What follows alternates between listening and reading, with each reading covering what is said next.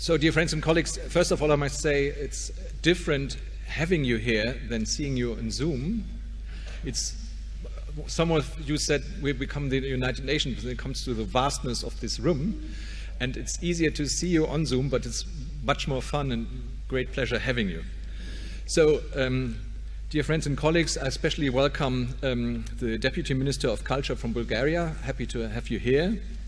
The President of the International Publishers Association, we talk with Badur later.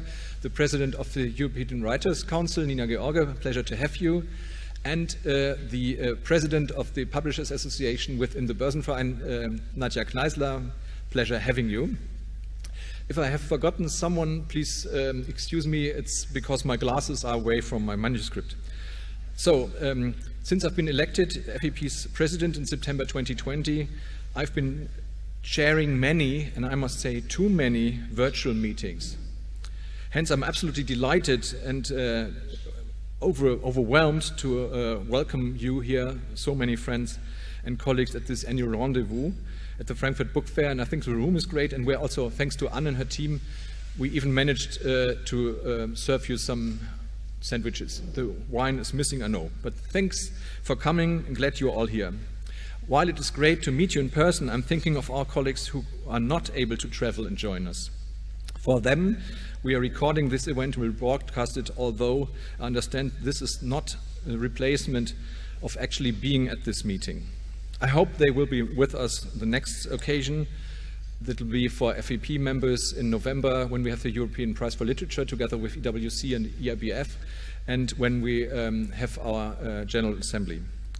We all have gone through extraordinary, challenging months. Although certainly would want this to remain an exceptional situation, never to be repeated, these months have also been with positive outcomes. Let me mention some of them.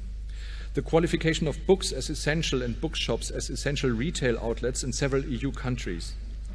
The true solidarity of the editorial world, the enthusiasm for books and reading, which I hope will continue beyond these troubled times.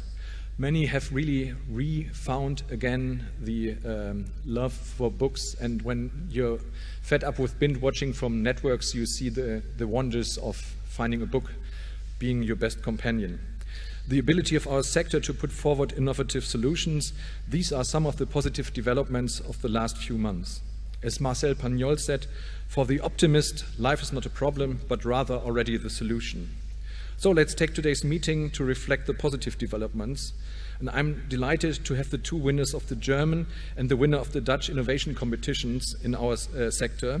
And they have agreed to come and to share us with why they are chosen by the juries of innovation specialists in their respective countries. Glad you're here and hope the presentation will work. But first, let's have a quick look at the last figures we've been able to compile, which show that most European countries have managed to overcome the negative impacts of these difficult months. I can only advise you to read the two reports made by Enrico and the team we have published, or to look at our website and to see what the impact of COVID has made on our figures. And I can also once again beg you to contribute to giving figures at the right moment for Enrico, because it's easier to gather the information then. Representing the interests of the sector and sharing good practice is the basis of the work of us at FEP. We're working hard, and I guess well, to highlight the specificities of the sector, but also the legislation that can hamper the smooth running of a publishing business. Currently, DMA and DSA are on the table, on the agenda of the EU, and we try our best to be heard. Not to be heard, but to be heard. I also invite you to take part in our work via the National Publishers Associations, of which you are a member. So please contribute and help the national PAs gaining ground.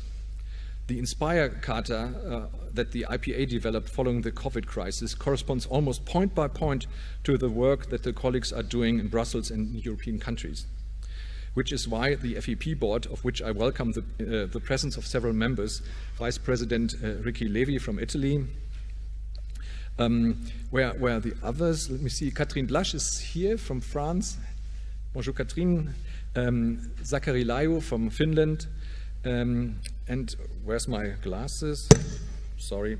And Michiel, I've already seen you from the Netherlands. So pleasure having all the board members here.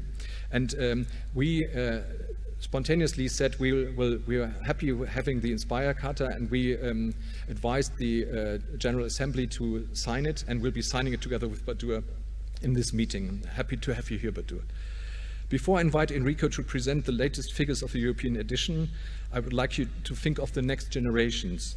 2 years ago, we started an initiative called YPPIB, that's Young Publishing Professionals in Brussels, with some 15 young people, young publishing talents gathering in Brussels from different nations, from our associations, and they were introduced for 2 days to understand the political issues facing our sector and to network and to meet young members of European Parliament. That was a great experience, and I was impressed by the high engagement of these people, by their knowledge and also their purpose-driven enthusiasm for our industry.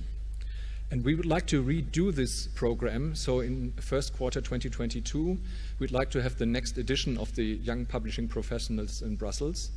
And I hope that travel possibilities will be there. So please, in your national associations, please screen and ask the publishing colleagues if they'd suggest 2 candidates from each country. We're happy to host them in Brussels. So I invite you and encourage you to survey your young colleagues and nominate 2 participants per country to come to Brussels next year. So that's, my dad always told me be quicker than anybody dreamt of, so I'm already done with my speech. I'm happy you're all here. Please welcome Enrico, who will tell us how Europe did and is doing when it comes to taking economically care of the crisis. Enrico, the stage is yours. Thank you very much.